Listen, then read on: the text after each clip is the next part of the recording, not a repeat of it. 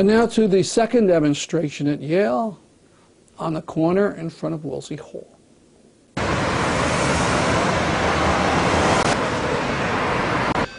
Ian, what's the purpose of this demonstration?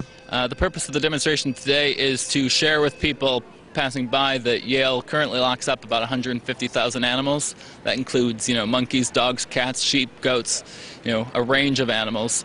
And these are animals who are as innocent as the dogs and cats that many of us share our lives with and, share our homes with. And these are animals who are currently having holes drilled into their skulls. They're having dangerous drugs such as cocaine or PCP forced upon them. The number of ways that these animals are being tortured and killed is, probably beyond what we could articulate. Just countless. Well, what do you say to the scientists who say this is necessary to make the medicines to promote human health and longevity? Well, in any given experiment, any given animal experiment, the only thing certain is that the animals will suffer and generally be killed. There may be some, minuscule chance that some benefit will come out of it for humans. And if we have to forego that, I would consider that the cost that comes with respecting others. How long has the organization been around at Yale? This is a relatively new organization. It just formed, by individual activists over the course of the summer, and we've been doing a series of demonstrations. This is our third one. On one of the signs it had the word vivisection. That's not a very familiar word. What's that? Yeah, vivisection is just basically another word for animal experimentation. Literally, it means cutting up, live animals. But at this point, it's generally used to refer to all animal experimentation in a general sense.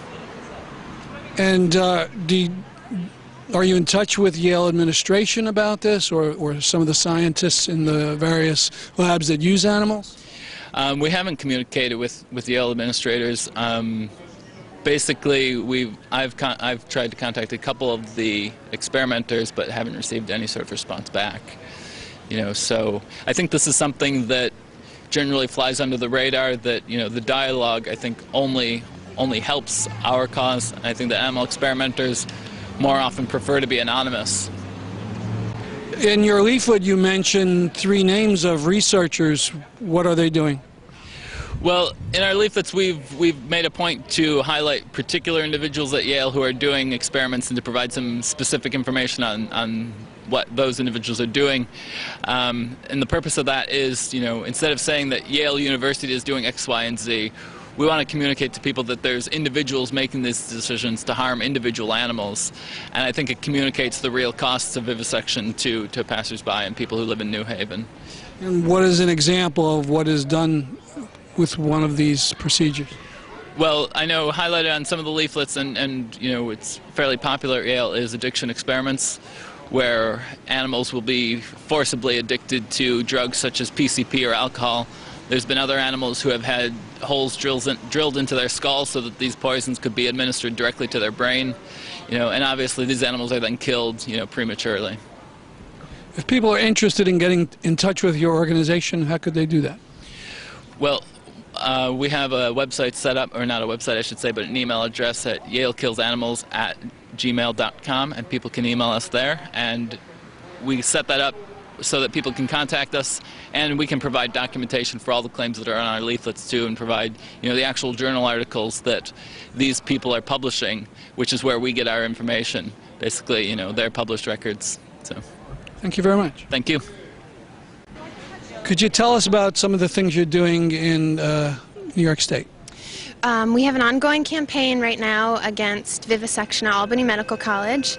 We have once a month protests outside of the college where we're trying to educate the public. A lot of people don't even know that they test on animals there, and a lot of people think that when they do find out that animal testing is necessary and helpful. So we just try and tell them that it's not effective. A lot of the results from animal testing is not applicable to humans.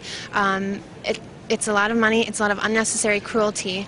Albany Medical College is a smaller college, but they do test on non-human primates, dogs, goats, chinchillas. So we just try and through our signs, through our literature handout, to educate the public that this cruelty is going on right in our backyard. But what's the alternative? I mean, you wouldn't give people drugs that hadn't been tested. What should be done with it?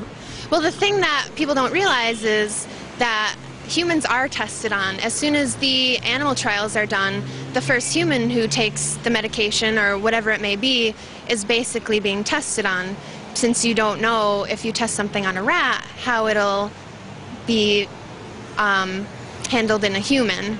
But there's also computer modeling programs, there's mathematical modeling, there is cell research, all of these things that would be more effective than testing on animals. Al-Walaja is near Bethlehem. During the so-called era of the settlement freeze, the apartheid wall continues to be built, and Al-Walaja is being isolated. Demonstrations are often violently broken up.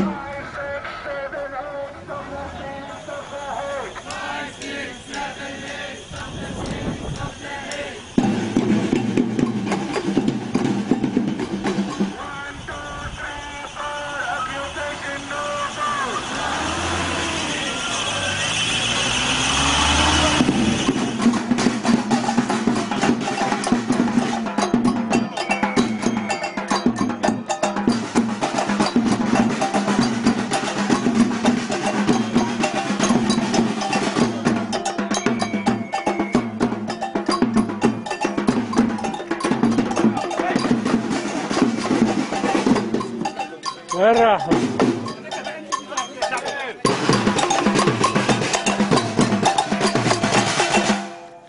لا للجدار العازل ولا هدم المنازل، لا للجدار العازل ولا لهدم المنازل.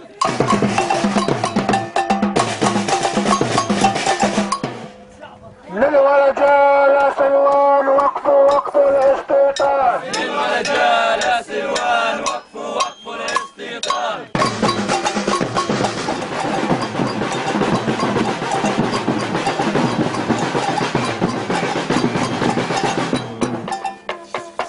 ولا للجدار العازل ولا هدم المنازل، لا للجدار العازل ولا هدم المنازل.